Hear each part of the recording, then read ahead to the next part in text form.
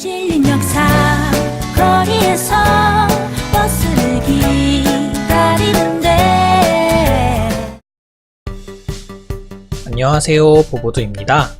오늘의 탐방 지역은 바로 서울 관악구에 위치한 신림입니다. 수도권 지하철 2호선으로 갈 수 있는 지역인 신림. 지역 탐방 지금 시작할게요. 신림역 2번 출구 바로 앞에는 큰 쇼핑몰이 하나 있었는데요. 포도몰이라고 하는 곳이었어요. 그래서 한번 들어가 봤어요. 1층은 다른 쇼핑몰이나 백화점 같은 분위기였어요. 잡화나 액세서리, 화장품을 팔고 있었어요. 에스컬레이터는 건물 정중앙 쪽에 있었어요. 에스컬레이터를 따라 쭉 올라가기로 했어요. 2층은 생활소품이랑 옷들을 팔고 있었어요. 3층도 별반 다르지 않게 옷들을 팔고 있었어요. 저는 계속해서 올라가 봤어요. 서점도 있었는데요. 서점은 한 층을 전부 쓰고 있었어요. 더 올라가면 이렇게 푸드코트들이 나와요. 8층에 위치하고 있었는데요. 거의 꼭대기층이라 밑에 층을 구경하는 사람들도 있었어요. 마지막으로 9층에 올라가 봤어요. 중간에 있는 에스컬레이터로 올라갈 수 있는 마지막 층이었어요. 9층도 음식과 디저트를 팔고 있었어요. 9층에는 골목처럼 들어가는 곳이 있었는데요.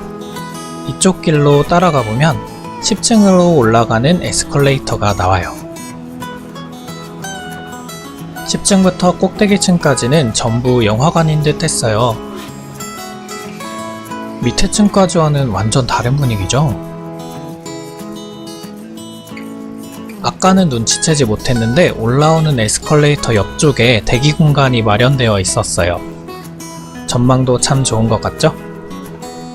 한층 더 올라가니 작은 카페도 있었어요. 그리고 밑에 층도 이렇게 볼 수 있었어요. 그 위층에는 관람실과 앞으로 좀 가다 보면 이렇게 전망이 좋은 쉬는 곳이 있었어요. 저도 앉아서 경치 구경을 하기로 했어요. 앉고 나서 알아챘는데 창문에 패턴 무늬가 있더라고요. 밖의 경치를 깨끗하게 볼 수 없어서 그건 좀 아쉬웠어요. 한참 쉬다 안 가본 지하층에도 가봤어요. 지하층은 의류 매장이었는데요. 재밌었던 건 지하층이랑 지하철이 연결되어 있다는 거였어요. 지하철로부터는 포도몰의 지하 2층과 지하 1층이 연결되어 있었어요. 지하 1층 부분은 1층 밖과도 연결되어 있는 구조라 밝은 분위기였어요. 1층 밖으로도 이렇게 바로 올라갈 수 있었어요. 포도몰에서 나와서 길을 건너 반대편에 있는 르네상스 쇼핑몰로 이동했어요. 포도몰에 비해선 규모가 작은 느낌이었어요. 우선 이곳도 지하층을 내려가 봤는데요. 포도몰과 같이 지하철과 연결되어 있었어요. 다시 쇼핑몰로 돌아가 탐방을 시작해봤어요. 오씨 깜짝아. 여기도 비슷하게 옷들을 파는 곳이었어요. 특이한 점은 3층부터는 대부분 한 매장이 한 층을 전부 쓰고 있다는 거였어요. 4층부터는 에스컬레이터에 이런 문구가 적혀 있었는데요. 다른 가족분들이 올라가길래 따라 올라가 봤습니다. 역시 안내와 같이 길이 막혀 있었어요. 나가려면 어쩔 수 없이 해당 매장의 복도를 돌아서 나가야 했어요. 다시 2층으로 가서 엘리베이터를 타고 다른 층으로 이동했습니다. 다른 층들엔 사무실도 있는 느낌이었어요.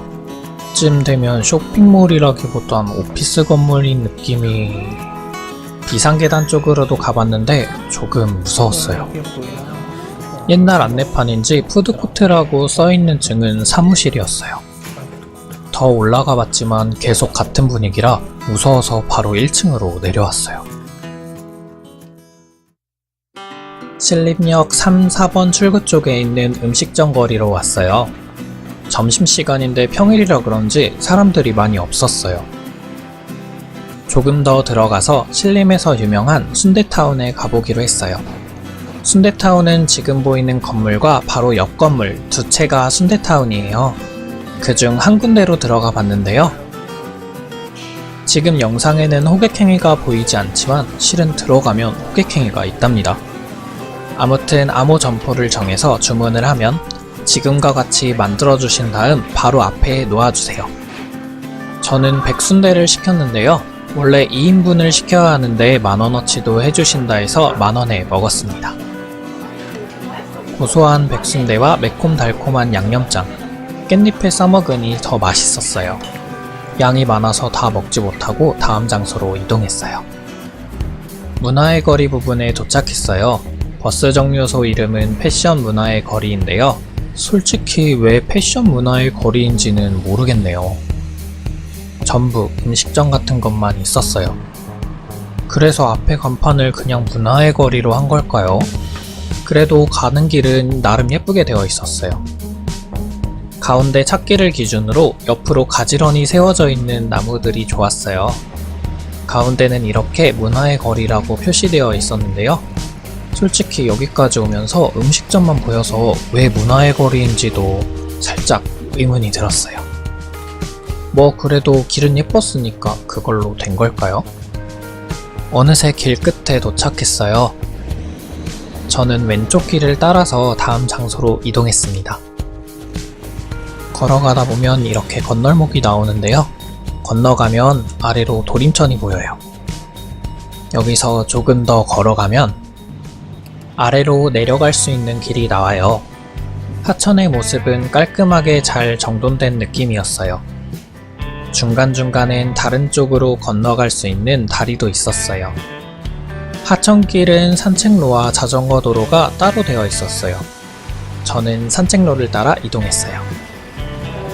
흐르는 하천과 버드나무, 그리고 작은 분수까지 하천 중간마다 있는 벤치에 앉아 느긋하게 감상하는 것도 참 좋았습니다. 하천을 나와서 이동 중에 건너편에 보이는 곳의 분위기가 살짝 시골의 번화가 느낌이 났어요. 그래서 한번 가봤습니다. 분위기와 어울리게 시장이 있었어요. 신원시장이라는 곳이었어요. 직선으로 곱게 뻗어있는 구조에 내부는 여느 시장과 다르지 않은 분위기였어요. 시간대가 오후라 식재료나 음식을 사가는 손님들이 많이 보였어요. 시장을 나와서 바로 옆으로 돌면 주택지가 있어요. 신원동이라고 하는 동네였어요. 이번에도 역시 주택지를 탐방해봤어요. 작은 가게들이 있는 곳을 지나 쭉쭉 앞으로 걸어갔습니다. 살짝 언덕이 있는 곳으로 올라갔는데요. 그리 높은 언덕이 아닌데 길이 앞뒤로 길고 곧게 나 있어서 앞뒤로 꽤 멀리 볼 수 있었어요. 해질녘이라 그런지 더 아름답게 느껴졌어요. 주택지의 골목 부분도 탐방을 했는데 가다 보니 한쪽이 높은 담으로 막혀 있었어요. 이쪽도 꽤 언덕이었던 것 같네요. 길을 조금씩 내려가다 저 멀리 뭔가 멋진 곳이 있을 것 같은 곳이 보여서 그쪽으로 향했습니다. 계속 가니 뭔가 숲 같은 곳인 것 같았어요. 나와보니 작은 숲과 차도 그리고 터널이 있었어요. 난곡 터널이라는 곳이었어요. 역시 터널이라 중간중간 비상벨과 감시 카메라들이 있었어요. 한참을 걸어 드디어 끝에 도착했어요. 터널을 나와서 조금 가다가 오른쪽으로 돌면 오르막길이 나오는데요. 오르막길을 다 올라왔을 때쯤 옆쪽으로 관악산 둘레길이라는 푯말과 함께 계단이 나와요. 가는 길의 한쪽은 콘크리트 벽돌 같은 걸로 막혀 있었어요. 그래서 분위기는 약간 군대의 뒷산 느낌도 났습니다. 가는 길들은 잘 만들어진 느낌이었어요. 길만 따라가면 길은 잃지 않을 것 같은 느낌? 중간에 이정표도 있고 현위치도 잘 나타나 있었어요. 숲 분위기도 나쁘지 않았어요. 중간중간 벤치도 있고 운동시설도 있고 화장실도 있었어요. 그리고 신발에 먼지를 털어줄 에어건까지 있었어요. 이 정도면 꽤 잘해둔 느낌이죠. 길을 따라 내려오니 신원동 부분 주택지랑 이어져 있었어요. 아까 봤던 언덕도 저 멀리 보이네요. 그럼 이제 다음 장소로 이동해 볼게요. 아까 왔던 도림천 부분에 다시 왔어요. 내려가는 통로에 파란 불빛이 들어와 있어서 너무 예뻤어요. 내려오니 바로 옆에 징검다리가 있어서 건너가 봤어요. 그런데 다 건너오고 나니 징검다리가 아니라고 되어 있었어요. 하천 아래 부분은 밤이 되니 예쁜 불빛으로 가득했어요. 지금 이곳은 원래 분수인 것 같은데 지금은 운영을 안 하는 느낌이었어요. 그리고 조금 더 가면 가운데에 무대 같은 것도 있었어요. 미리 허락을 받아야 쓸 수 있는 것 같네요. 아, 그리고 위에 신기한 게 있었는데요. 미세먼지 신호등이란 거였어요. 아까 숲도 그렇고 하천도 그렇고 설비가 참 잘 되어 있는 느낌이네요. 중간중간 쉴 수 있는 곳도 많고 길도 예쁘게 되어 있고 운동기구들도 있고 밤에는 이렇게 불빛도 예쁘게 들어와서 정말 잘 되어 있는 곳이라고 느꼈어요. 하천을 나와 근처에 있는 상점가로 왔는데요. 느낌이 조금 익숙하시죠? 아까 점심쯤에 간 순대타운이 있는 곳이에요. 밤이 되니까 분위기가 엄청 다르죠? 반짝이는 네온 간판 덕인지 불어난 사람들 덕인지 많이 활기가 있는 느낌이었어요. 아침에 왔던 주점 골목도 와봤어요. 늦은 밤은 아니라 그런지 사람이 그렇게 많지는 않았어요.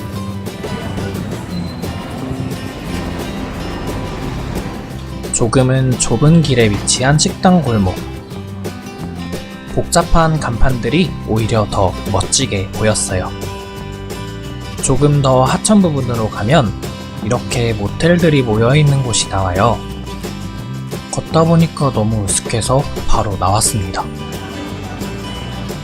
하천 쪽 도로 쪽으로 가다가 돌아서 길 건너에 보이는 상점가 쪽도 가봤습니다. 여기도 주점이 많아서 그런지 아직은 이른밤이라 사람이 많이 보이지는 않았어요. 조금 더 이동해서 주택지 쪽으로도 가봤어요. 주택지를 향하는 도로 부분인데요. 번화가이기도 하고 버스 정류장도 있어서 사람이 많이 있었어요. 조금 지나 주택지에 들어왔는데요. 주택지는 조금 어두웠어요. 어두운 게 당연하지만 멀리 보이는 번화가와 대비가 되어서 그런지 조금 더 어두운 느낌이랄까요? 그래도 이런 분위기도 정말 매력적이죠? 포도몰에도 다시 와봤어요.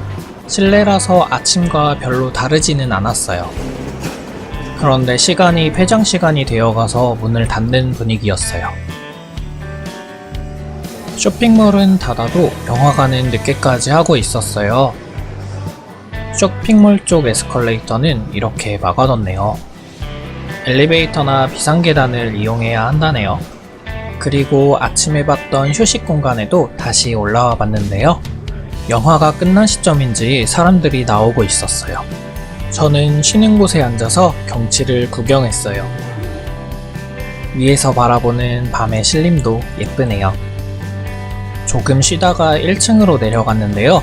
쇼핑몰 쪽은 이렇게 닫혀 있었고 정문 쪽도 닫혀 있었어요.